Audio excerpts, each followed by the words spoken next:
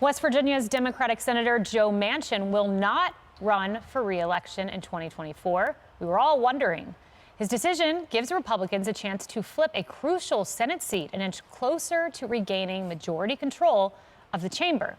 But his announcement also has many Democrats concerned that Manchin is considering a third-party White House run. What a nightmare for Joe Biden. It could split the party in two.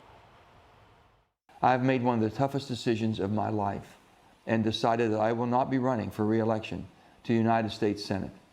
But what I will be doing is traveling the country and speaking out to see if there is an interest in creating a movement to mobilize the middle and bring Americans together. It is a two-front nightmare for Democrats, and let's start with the national nightmare, Kennedy. So if he runs, he has said, I will not be a spoiler, I am running to win, and he wants to travel the country? Sure, it's a little late in the game to be traveling the country when it's almost 2024. So if he were really serious about this, this is an undertaking that he would have thrusted upon the country, I don't know, a year ago, 18 months ago. We have these long, massive presidential cycles in our country. But what he's doing is a gift to Republicans. So he doesn't want to switch parties. But what he's doing essentially is guaranteeing a 50-50 Senate if the climate stays as it is right now. And if he's running, he's taking votes away from Joe Biden, more so than RFK Jr.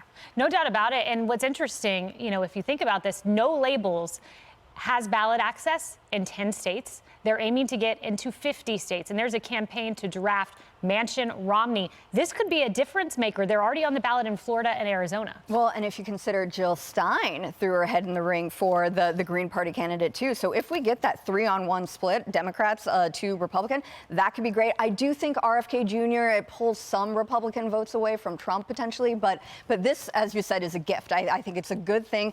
Remember, in 2020, Trump won West Virginia by almost 70%. So if you look at that Senate seat as well, yes, I am very sanguine about our potential to get that seat in the Senate. But yeah, president, a good thing, too. Yes, Jim Justice, a hugely popular governor, likely to win in the Senate there. Meanwhile, John Tester holding his breath, Sherrod Brown holding their breath.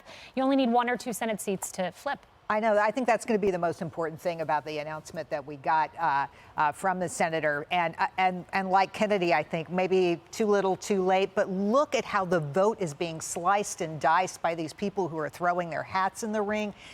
We talked a lot about how there were so many Republican candidates only a few months ago. Now look at all the Democratic candidates. What's going to come out of this? What's going to happen? Is there going to be some kind of end run to get Biden out of the way so we can move on to somebody else? It's an open question. Yeah, as I say, Pete, there are a lot of X factors in 2024, not just like October surprises. That's exactly right, Jerry. You're exactly right. I mean, I think we sit here right now, we can look at the polling from the New York Times, look at Trump versus Biden. But I think we're probably looking more at a cycle where there is an unknown X factor. Maybe it's RFK, maybe it's Manchin, maybe on the Democrat side it's Jill Stein or Cornel West or who knows. But it only takes 2 or 3% in some of these states with ballot access with somebody else to tilt it in a direction other than the binary choice on that outcome. And I think that's something to pay a lot of attention to. Watch how the Democrats already pushed RFK aside in that process. He does take some from Trump. I hope he takes more from Biden. We don't know. But that's going to be the interesting underbelly of this whole thing. You thought the incumbent would be able to lock it down. But everyone knows the open secret. He's a disaster. His policies have been a disaster. Yeah. He may not even be able to function come Election Day. Well, they know that, so they got to have options. Ask Hillary Clinton about, third-party candidates, right? Because, her candidacy was compromised by Ross Perot. So, I mean, a lot of people out there know Jill Stein. the Hers power. Was Jill Stein, but it was... Oh, Jill Stein, right. Jill Stein Ross Perot gave us Gary Clinton Johnson. Twice. Right. Ross Perot was Both. Clinton. Correct. Yeah. Well, and different Clinton. But different Clinton. Bill Clinton sent Ross Perot a thank you letter because without his candidacy, he would not have had the presidency. Had a second term. RFK Jr.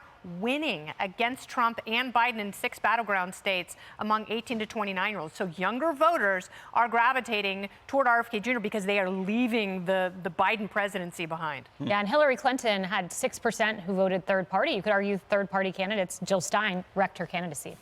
Hey everyone, I'm Emily Campagno. Catch me and my co-hosts Harris Faulkner and Kayleigh McEnany on Outnumbered every weekday at 12 p.m. Eastern, or set your DVR. Also, don't forget to subscribe to the Fox News YouTube page for daily highlights.